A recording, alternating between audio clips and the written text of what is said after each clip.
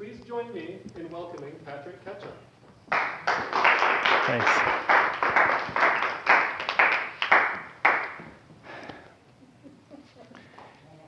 Have you ever noticed that a lot of times in politics, a lie can be even more effective than the truth? The campaign slogan was very auspicious for our president, Woodrow Wilson, 100 years ago, back in 1916. He said, the slogan said, "He kept us out of war." The war they were referring to was World War I. Unfortunately for his voters, who expected him to keep them out of war, 34 days after his second inaugural address, the U.S. entered World War I. In 2012, the Senate Majority Leader, Harry Reid from Nevada, swore up and down that he had incontrovertible evidence that Mitt Romney hadn't paid taxes in 10 years. Obviously, we later found out it wasn't true, but he still lost because of that lie and many others, I think. And then this year, 2016, both presidential candidates on the Republican and the Democrat side talk about free trade as the #1 impediment for our economy's success, which, as I'll talk about in the next 5 minutes, is another lie. There are three main arguments against free trade. #1, it costs American jobs. #2, it increases our trade deficits. And #3, it hurts poor and vulnerable people throughout the world.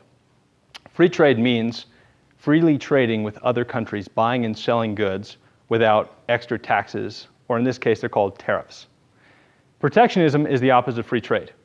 It's where a country puts taxes on imports from other countries in order to preserve their own companies and industries within their country. So for example, we put a 10% tariff on bananas from, Haiti, and all of a sudden we start buying more bananas from the United States because they are more expensive.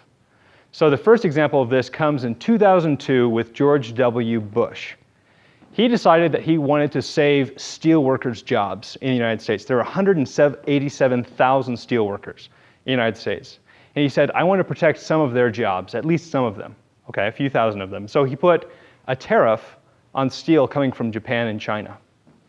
The problem is that a lot of industries in the United States use steel and they buy it. For example, the automobile industry, construction industry, the heavy machinery industries, okay? And so now that they had to pay more for steel, they had to lay off workers. In fact, there was a study done that found over 200,000 workers lost their jobs because of this tariff. This was a tariff that was lobbied by the steel producers of the United States to the president and to Congress.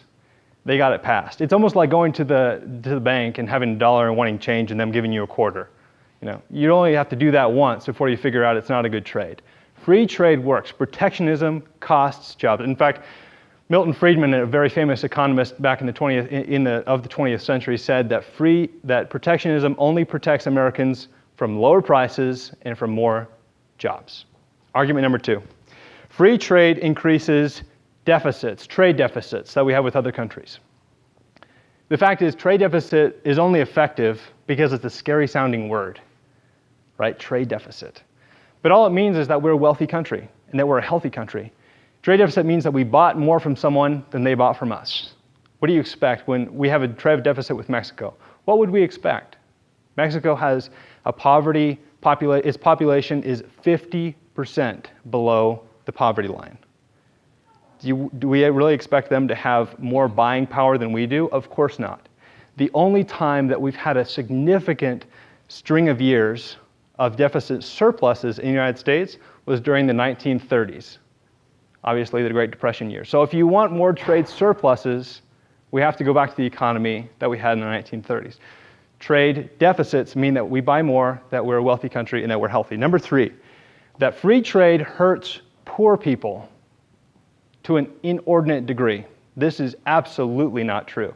In fact, from 1981, we have reduced the poverty line dramatically. In 1981, in the world, 44.6% of the world's population lived in extreme poverty. That means almost 50% of the world's population had less than $1.90 to live on per day. 2015, they redid the study. It used to be 44%. 2015, it was 9.6%. It's about an 80% reduction in extreme poverty throughout the world because There were very stagnant regulations in the 1970s, and then we got into the 1980s. Remember, after Jimmy Carter, we had Ronald Reagan, the Reagan Revolution. We had a lot more free trade friendly politicians in both the United States and in Europe. So we cut taxes, we slashed tariffs, and we got rid of a lot of regulation, which meant free trade flourished, which meant incomes from that period to this have almost doubled, which is absolutely staggering. It also means that the poorest have benefited more than anyone else. There's an example, in China there was a factory about 15 years ago, and it made shoes, okay? And a lot of the issues people have with free trade is they say, well, it encourages sweatshops and child labor, and that's not a good thing.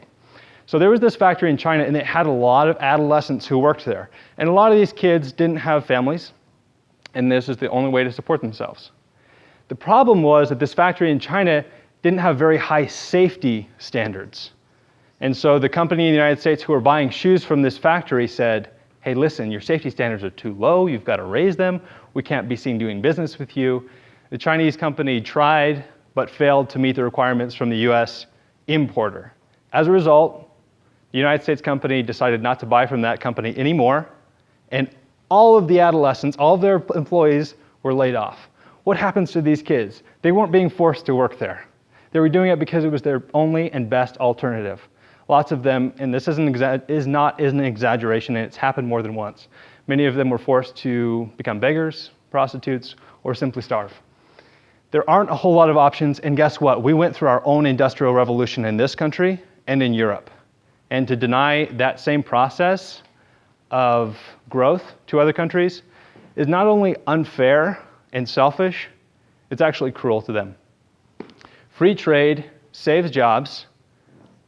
It promotes healthy deficits for poor countries and for wealthy countries, and it helps the poor throughout the world lift themselves out of poverty by giving them a chance to trade their skills and their labor for money.